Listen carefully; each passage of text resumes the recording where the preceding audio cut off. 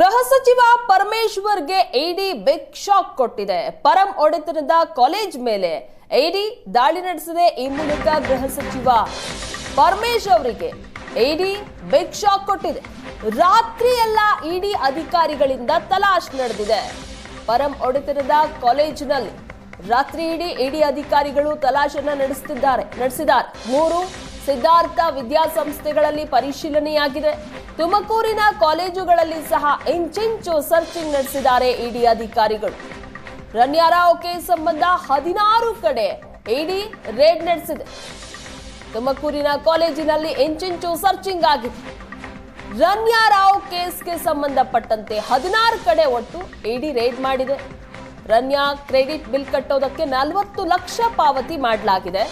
ಸಂಸ್ಥೆಯ ಬ್ಯಾಂಕ್ ಖಾತೆಯಿಂದ ರನ್ಯಾಗೆ 40 ಲಕ್ಷ ಪಾವತಿ ಆಗಿರೋದು. ಹಾಗಾದ್ರೆ ಪ್ರಭಾವಿ ವ್ಯಕ್ತಿಯಿಂದಲೇ ಈ 40 ಲಕ್ಷ ವ್ಯವಹಾರ ನಡೆದಿದೆಯಾ? ಈ ಆಂಗಲ್ ಅಲ್ಲಿ ತನಿಖೆ ಆಗ್ತಾ ಇದೆ. ಪರಂ ಒಡೆತನದ ಸಂಸ್ಥೆಯಿಂದ 40 ಲಕ್ಷ ಪಾವತಿ ಆಯ್ತಾ? ಹಾಗಾದ್ರೆ ಹಲವು ಮಾಹಿತಿಯನ್ನ ಈಗ ಇಡಿ ಟೀಮ್ ಕಲೆ ಹಾಕ್ತಾ ಇದೆ.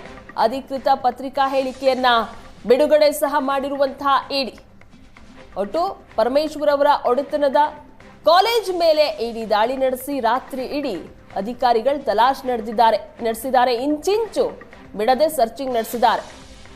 ರನ್ಯಾ ಕ್ರೆಡಿಟ್ ಬಿಲ್ ಕಟ್ಟೋದಕ್ಕೆ 40 ಲಕ್ಷ ಪಾವತಿ ಆಗಿದೆ. ಪರಂ ಒಡೆತನದ ಸಂಸ್ಥೆಯಿಂದ ಹಾಗಾದ್ರೆ 40 ಲಕ್ಷ ಪಾವತಿ ಆಯ್ತಾ ಅನ್ನುವಂಥ ಅನುಮಾನದ ಹಿನ್ನೆಲೆಯಲ್ಲಿ ಇಡಿ ಅಧಿಕಾರಿಗಳು ಪರಂ ಒಡೆತನದ ಕಾಲೇಜ್ ಮೇಲೆ ರೇಡ್ ನಡೆಸಿದ್ದಾರೆ. ರನ್ಯಾರಾವ್ ಕೇಸ್ಗೆ ಸಂಬಂಧಪಟ್ಟಂತೆ ಒಟ್ಟು 16 ಕಡೆ ಇಡಿ ರೇಡ್ ನಡೆದಿದೆ.